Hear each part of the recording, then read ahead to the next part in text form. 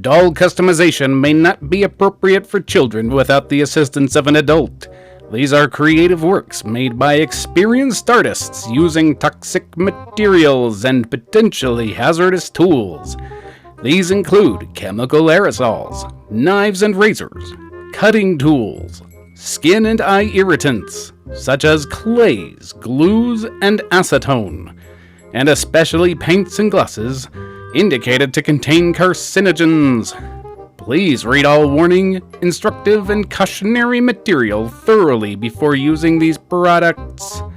Viewer discretion is advised. Do not allow your children to emulate these projects without adult supervision.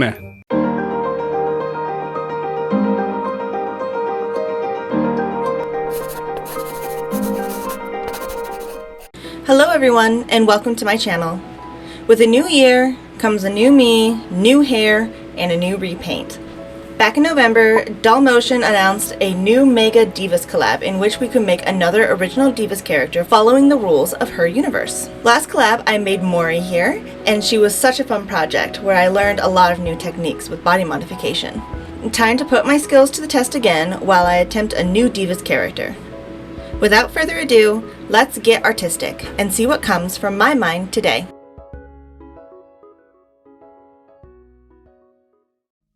If you've seen my last speed paint video, then you know I'm making an ocelot character for this Divus collab. For this doll, I chose a Torali head from Monster High.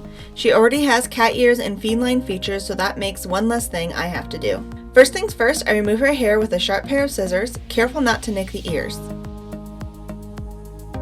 Once the hair is cut, I use a scraping tool to get all the plugs loosened inside the head, then pull them out with pliers.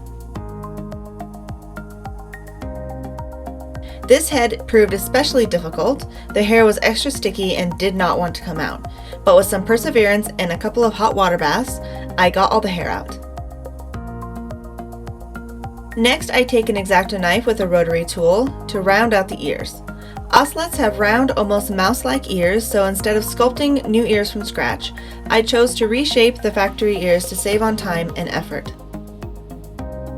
I did a good chunk of the modifications off camera because I wasn't really sure if it would work out, but to my surprise, her ears were very easy to reshape. The rotary tool gave the plastic a weird texture, but they'll be covered up with flocking, so I don't really worry about it.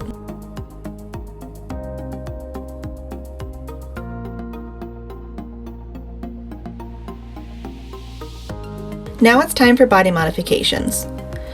I took an Ever After High doll body, Cupid I think, and gave her Howlene's shins and feet from the Monster High line.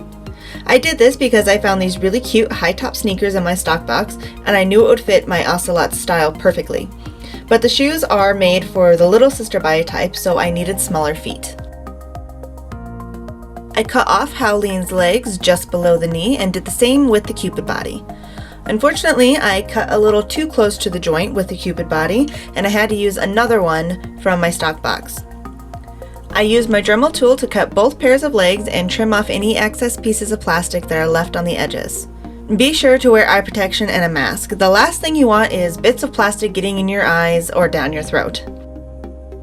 I also sanded the edges of the legs for a flat fit.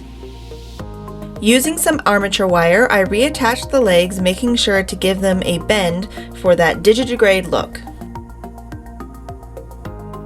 It was here that I realized my mistake and decided to switch bodies. Here she is! Her legs are attached with the wire, but before I glue them in place, I need to change the body color.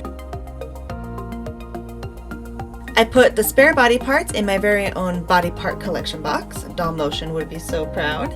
Next, I take 100% acetone and remove the factory paint. Using a cotton pad and scooping motions, I remove as much of the face as I can before moving on to Q-tips for the corners of the eyes and lips.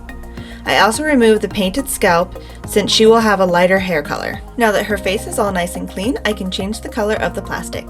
I tried to use Rit Dye More, but I either didn't use enough dye or I didn't soak her for long enough because the plastic had spots all over and just didn't dye properly. Needless to say, this was a failure. So instead, I decided to give her some body modifications before painting the rest of her body with acrylic paint. Using my trusty 2-part epoxy sculpt, I add the muzzle on her face as well as a bigger bust on her chest. Her face modifications were definitely the most challenging part of this project for me. I hadn't sculpted such small details before, and getting it right proved very difficult. Finding the perfect balance between too wet and too dry, the clay kept slipping and getting stuck on my fingers, so I had to start over quite a few times. Her little fangs were the hardest to do. I rolled a snake of epoxy and then cut the tip with an X-Acto knife and placed it delicately on the mouth just below the lips. And then I smoothed it carefully onto the rest of the face. I used a soft brush to smooth the clay into the face so I didn't have to do as much sanding later. It was taxing work, but I think I got it right in the end. Adding the bust was pretty simple because I've done it before. Just take 2 small balls of epoxy and place them over the chest. Make sure to smooth the sides and tops for a seamless blend into the chest. Once done with sculpting, set the body aside for a day to fully cure. Now it's time to glue the lower legs to the rest of the body. Take a 2-part epoxy glue and mix the 2 parts together. Then take a stick and spread the glue all over the armature wire to hold it in place. Set that aside for 24 hours to cure. The next day, everything is fully cured and it's time to sculpt the legs to make it match with the rest of the body. I do this in 2 parts. First, I fill the gap and cover the wire with a blob of epoxy.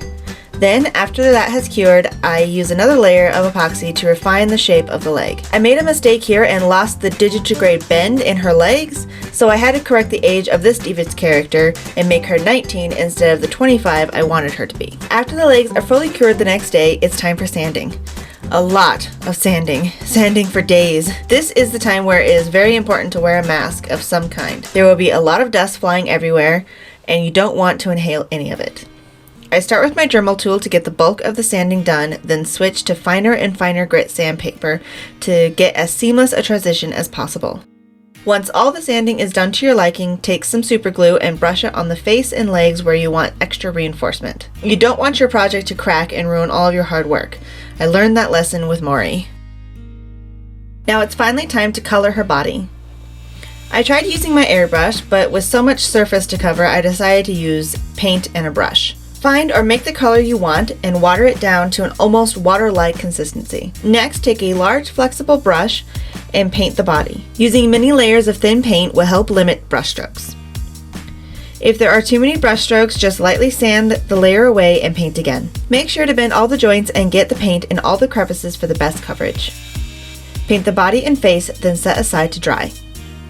Once the body is dry, give a couple layers of Liquitex matte varnish to seal the paint. This will also hide any brush strokes you couldn't sand away.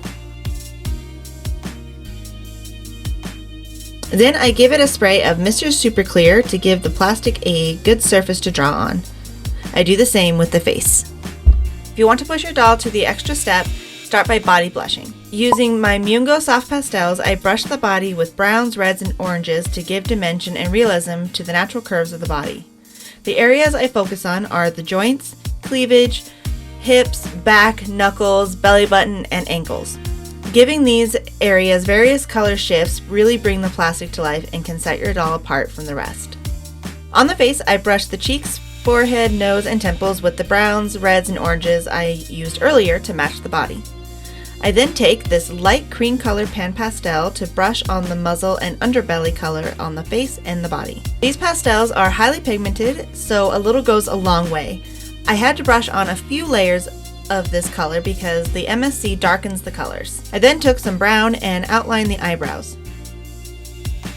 When I get the shape of the eyebrows done, I use a kneaded eraser to give the shaven brow look that also matches the spots ocelots have on their faces. Taking a dark brown pan pastel, I start adding the darker spots on her body. It's here where I will add her ocelot spots. I treated these spots like they're birthmarks. I drew them on her shoulders, wrists, outer and inner thighs, and a little on her face. Using a dark brown watercolor pencil, I mapped out where the spots and stripes would go before going over it with paint.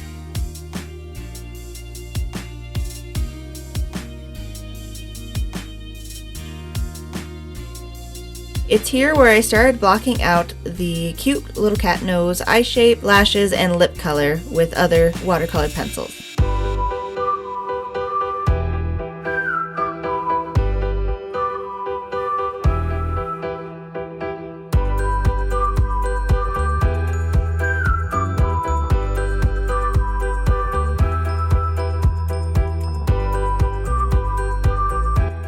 Give the whole body and head a spray with MSC and wait 30 minutes to start the next layer. The next few layers will be going over the face with more and more details, such as adding the iris and pupil, as well as the freckles that reflect the various spots on an ocelot's face. I changed to acrylic paints to put in the iris color and used a dot tool to place the pupil.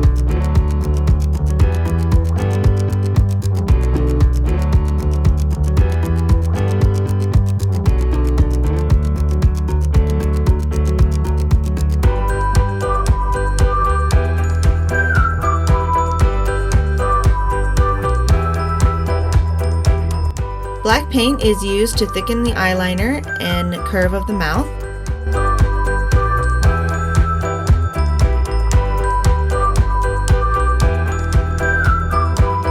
I add more white to brighten up the sclera and teeth.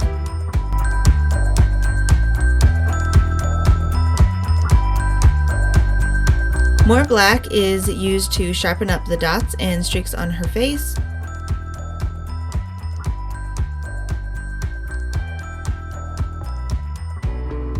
I touched up the rest of the face up and sprayed the face again with MSC.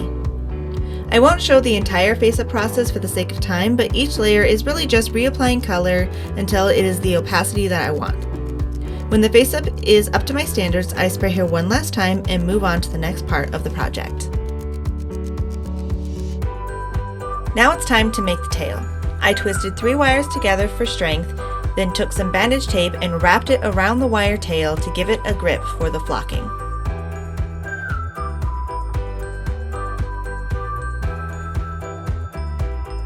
Speaking of flocking, Doll Motion uses yarn cut up in tiny pieces, and I didn't really have time or patience for that, so I ordered nail flocking online in a variety of colors. Using flexible fabric glue, I sprinkled orange flocking all over the tail. I also used black flocking for the back of the ears and more of the orange flocking for the front. When the first layer is dry, use a stiff brush to wipe off the residue. Make sure to have something like a piece of paper underneath to catch leftover flocking dust in order to reuse it.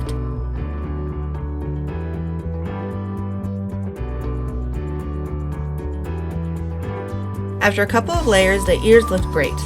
The tail, on the other hand, is a little sparse. I think next time I will use the yarn method. I didn't have time to redo the tail, so I decided to go forward and paint the spots and stripes on the tail with black acrylic paint.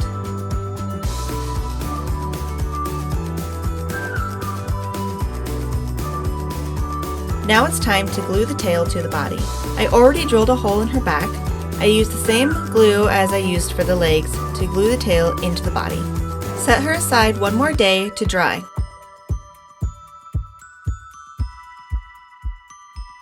On to the outfit. The shoes from the beginning of the video will be getting a paint job.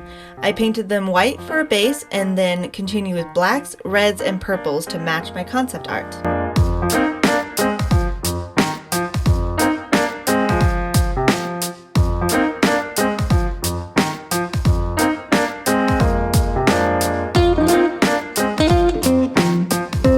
Once that's done, I made the skirt out of a red checkered pattern. I made a single pleated skirt with a high waist to emulate the punk skater skirts I used to wear back in the early 2000s.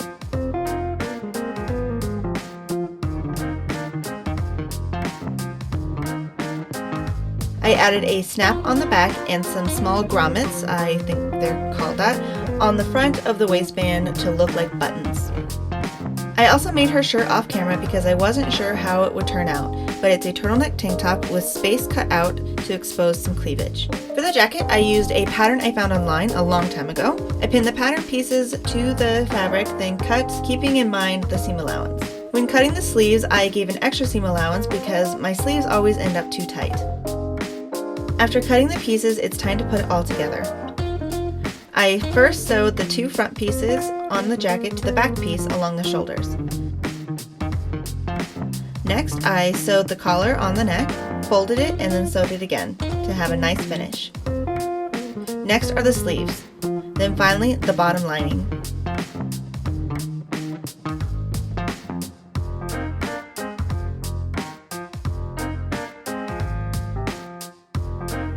I then took some of the same grommets and made buttons down one side of the jacket. I also painted zippers on each side to look like pockets. Now that her clothes are done, let's give her some hair. I've already made hair wefts off camera. If you want to know how to make hair wefts, check out some of my other videos. I used a combination of blonde and black acrylic yarn I brushed out, straightened, and then glued together. When the wefts are ready, I glued chunks of hair in sections with fabric glue. One row at a time, I glue the hair all around, cutting it in the process. To help me place where the black and blonde will be, I painted the scalp during the face-up. When the hair is all glued and dried, it's time to cut. I use scissors to cut the hair just a little longer than what I want in the end. Then I switched to an eyebrow razor and shears to chop up the hair and style it to match my concept.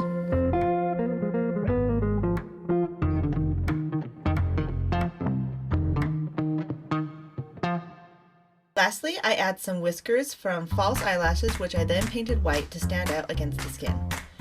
One more little detail is to add some gloss to her eyes, nose, and bottom lip.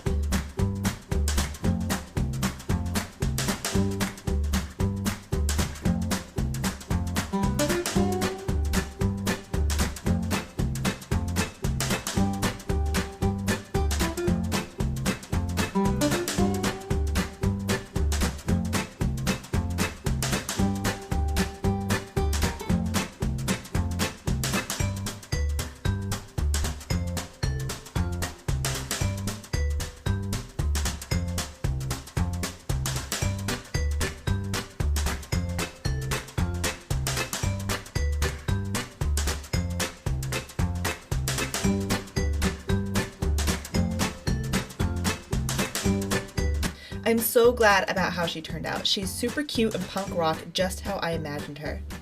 This is the first time I was able to take my concept art and transform it into an actual doll that I can be proud of. Be sure to watch Doll Motion's showcase video to see everyone else's amazing work. Thank you so much for watching. I hope you enjoyed it.